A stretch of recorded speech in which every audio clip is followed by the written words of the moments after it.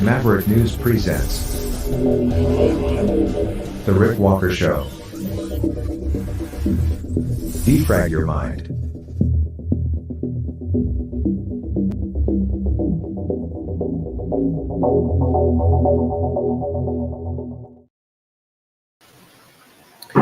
Well, hello, Maverick family. Hello, viewers from all over the world.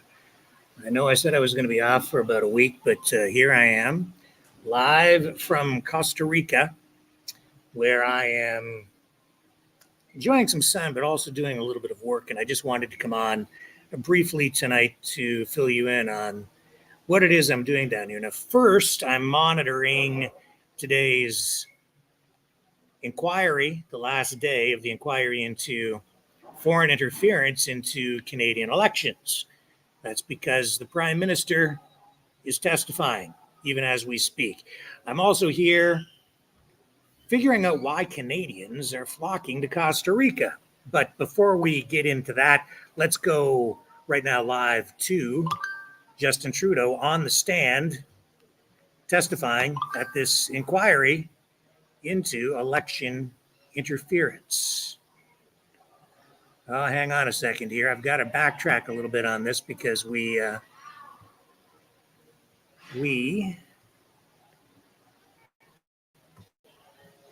came into this thing sort of at the tail end. So, well, let me tell you what's happened, because we've lost the feed out of there, and it looks like he has wrapped up. So Trudeau today is testifying, because I have some notes that I was taking here earlier, into election interference at this public inquiry. Prior to Trudeau coming to the stand, the Public Safety Minister, Bill Blair, took the stand and acknowledged that Canada has been under the influence of a number of countries, including China, and he indicated that Russia also engaged in some information warfare, I would say is a fair way to characterize what he was talking about. Although he said that Russia did not seem to have any direct influence in a substantial way in the last two federal elections. That being said, there is ongoing concern that was expressed again today by Blair and acknowledged even by Trudeau that the People's Republic of China has been having some substantial influence over the electoral process in Canada. He also said today, Trudeau said that where public leaks on information regarding this subject matter are concerned, the government's hands are really tied. He says there isn't a whole lot that can be done about it. He outlined a whole bunch of measures that the federal government has taken to address foreign interference since coming into power in 2015. He's talked about increased security, a protocol ushered in by the Liberals indicates that there would be public announcement if a panel of bureaucrats determined that an incident or an accumulation of incidents threatened Canada's ability to have a free and fair election. They have enhanced intelligence protocols in place. They've created new arms of bureaucracy to handle a lot of this kind of, I guess, intelligence gathering. In addition to that, it was interesting to hear Trudeau, especially at the tail end of his testimony today, indicate that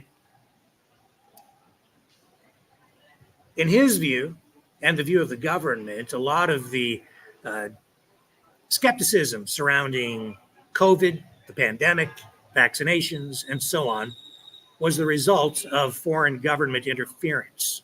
That's the way he described it. So his testimony is wrapped up. We'll continue to kind of analyze this. I'm not really in a position, there's been so much information here today to digest that I don't have a full analysis yet to really provide on what exactly this all means or where it might be going. So I'm going to review more tonight. We'll have something on this again tomorrow night. I'm going to come on tomorrow night and talk a little bit about this more extensively. But both Blair in today's testimony and Trudeau talking about the pandemic and also talking about how these foreign governments, in their view, and the view of intelligence officials, are not necessarily engaging directly in the electoral process, but are engaging in information campaigns designed to divide society and even destabilize. So it was a very interesting conversation. It was interesting to listen to the testimony today. We'll have a lot more on it tomorrow. Now that I'm, kind of getting settled in here after finishing my travels and getting down here. Now, why am I here in Costa Rica? Well, I'm here honestly for a family thing, which is kind of personal. But I thought while I'm here, I will look into all of this talk about Canadians moving to Costa Rica. I'm told, I've been seeing reports that this is a new favorite destination for Canadians trying to escape the tyranny of Canada. So I'm here to find out if the grass really is greener on this side. Is the cost of living truly less? Is the standard of living comparable or better? Is there more freedom here? These are important questions when deciding to sell everything you have and move to a completely different country where there's a different language, different culture, different everything. It's an entirely different place. And from what I've seen so far, Costa Rica is a bustling, growing country, but I haven't seen enough of it yet to draw really any conclusions other than that. The weather here is beautiful, at least in the time that I've been here so far. People seem to be very friendly, but tomorrow I'm going to get away from this hotel where I'm staying, and I'm going to get out into the real Costa Rica and start talking to the people on the street, taking a look inside the shops, perusing the housing. I'm told that rent here is about 1/3 what it would cost in Canada. If it's $1,500 a month in Canada, it's about $500 a month here. Those are the kinds of reports that I've been receiving back in Canada, but I don't know if honestly it's true. I do know this. I've seen some prominent online streamers promoting Costa Rica, selling real estate here. I suspect they're making a pretty good living selling Canadians real estate packages to move here. But I'm skeptical. So I'm going to check it out. And I'm going to find out what I can find out. I don't know where that will lead me, but whatever I find out, I will share with you. And we'll try to get everybody a little bit closer to the truth. Now, in the last few days, since not really being on with you guys, there's been a lot of news happening. Also, reports. I have video, which again, I can't share with you right now because I'm just kind of getting situated here, getting settled in. But I wanted to come on. I have video of the FSB in Russia affecting arrests related to the Moscow terror attack. Kevin Michelizzi shared that with me, sent that over. So, I'll try to share that with you tomorrow night as well. In addition to that, ongoing allegations that the United States may be indirectly involved in that terror attack, and Ukraine, ongoing allegations from Russia on that front as well. We've seen now video released of interrogations of those prime Moscow terror suspects, which is in itself controversial, I would say, but revealing in more than one way. So we'll maybe try and share some of that information in more detail with you tomorrow night as well. So that's really kind of where I'm at today. And I see Biden as well is ramping up his rhetoric against Netanyahu. I would say that's more political than real at this point from what I'm seeing. And in addition to that, I'm following from afar now with great interest this these ongoing protests, such as they are in various places across different points in Canada, not a lot of locations, but some key locations. And I would say that freedom protest out in Alberta, in Cochrane, is the one that seems to have the most legs at this point. Not sure about the rhetoric that I'm hearing surrounding all of it. A lot of the same kind of rhetoric we've heard in the past, and this time, though, it's all steeped in the axe the tax branding, if you will, which has sort of been, I would say, stolen from Pierre Poilievre. Why exactly that is going on, I have my own thoughts on it. I may share more insight with you on that front tomorrow night as well. Axe the tax. It was a Pierre Poilievre campaign platform plank, major, and it's been sort of taken over in a way. And the people in the freedom movement using it now are saying, Pierre Poilievre told us to come out and protest like this. And indeed, if you really look at the one speech that he gave, he did. So they were like, well, let's go. So there they are. And here's the irony in that is I don't think they really like Pierre Poilievre, to be quite honest with you. I don't think they trust him at all.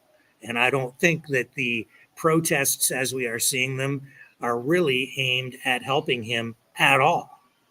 It may end up being that way. And I think a lot of the protests we've seen, while maybe aimed at destabilizing things and destabilizing the conservatives as well as the liberals, and maybe trying to put support behind maybe the PPC, I think that it's the conservatives and Pierre Poilievre who have really benefited most from all of these protests. And we will see where it goes from here. Now, I know that police who were at the location in Alberta, and you saw them line up in the ditch there to prevent people from getting on the highway. They haven't been around now for at least 3 days.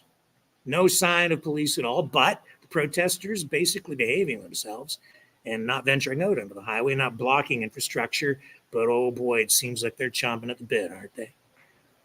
They seem to really want to do something more. That's the sense that I'm getting. I'm not just sensing it, I'm hearing it. We'll come to that. Well, I just hope everybody stays safe out there. And I can't tell today from the videos that I've been seeing and from the information that's been conveyed to me exactly how large these demonstrations are at this point. It was larger on the weekend. Numbers drop off during the week. They're trying to build things back up. They haven't been getting the numbers that they really want. They certainly don't have the numbers to do exactly what they want. And if you want to know what they want, then you just have to really listen. And every once in a while, they'll tell you what they really want. Maybe I'll tell you what they really want, or I'll let them tell you what they really want, maybe tomorrow night. So we'll have more for you as the sun sets here, rises again the next day, and 24 hours from now, I'll have a lot more to say about all these stories, I expect. So yeah, and I hope things are okay back in Canada. Quite honestly, I'm homesick already. I miss you guys. I miss being on here. I can't stay away, so here I am. I miss Canada already. I honestly do. I miss my home. I'm homesick. I guess I'm just a homebody. I miss my dog. I miss the weather. It's hot and humid here, and I like it. But I'll tell you this: here I am. It's April, and I was saying, why are we here in April? Why don't we come here in January?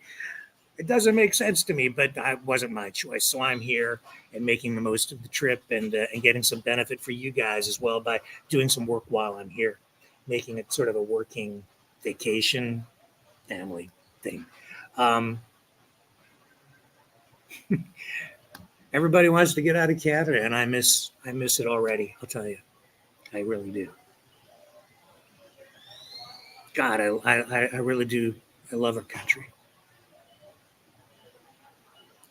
Really, truly do. It's beautiful here. Nothing against Costa Rica. Maybe I'll fall in love with it too, but before I leave. But with all the problems that we have back home, isn't it funny? all the complaining that we all do. And yet here I am. I just leave the place and I can't wait to get back. It's home. It's home. And it's April and the weather there was beautiful. I left where I was living. I see that out west they've had, a scattering of snow, dusting here, and a few little, white pellets there, but nothing really major or substantial that I've seen in terms of snow or foul weather. And when I left, man, it was just a beautiful late spring kind of weather. It's been gorgeous. Like, it's some rainy days, but overall can't complain. So I would have been quite content to just stay home. And I'm looking forward to getting back. What's that phrase my mom always used to say? It's nice to get away, but there's no place like home. So hold the fort down. Don't let anybody burn that country down. I'm coming back. Don't let them do it. Don't let them do it. You keep that flag flying, high and proud. Keep that red and white maple leaf up in the air. Because I'm going to need that place if they let me back in. And I'm certain that they will. Guys, that's about all I'm going to say tonight. I just wanted to come on and say howdy to everybody. I'm just going to check the comments here. This computer is just a touch sluggish because we're on unreliable internet here, to be sure. Come on, computer, show me some comments. It's not cooperating. Here we go. Hey, there you are. War Machine, Linda, hey, how are you? And we've got Crazy Canadian. Hello, Sandy. Love you, Sandy. There's Lori. Yeah, you can take the boy out of Canada, but you can't take Canada out of the boy. That's true. I had, here's the funny thing. I got here last night. Here I am in Costa Rica, right? I can't remember my college Spanish for the life of me. So I'm having trouble. I used to be able to speak Spanish almost fluent. I can't speak hardly a word of it now. And here I am. But the funny thing is, you come all the way here, and they have these restaurants around.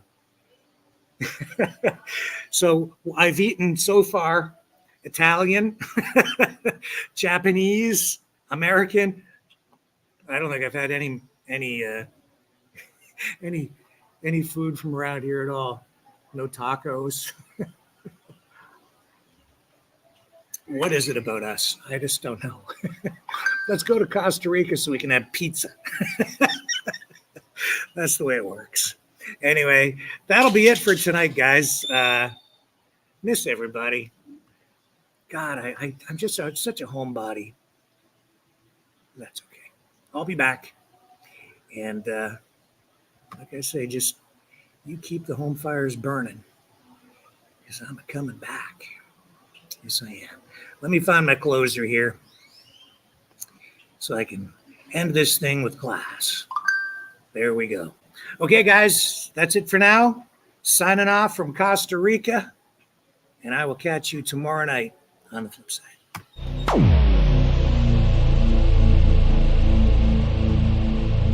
This has been a Maverick Multimedia production.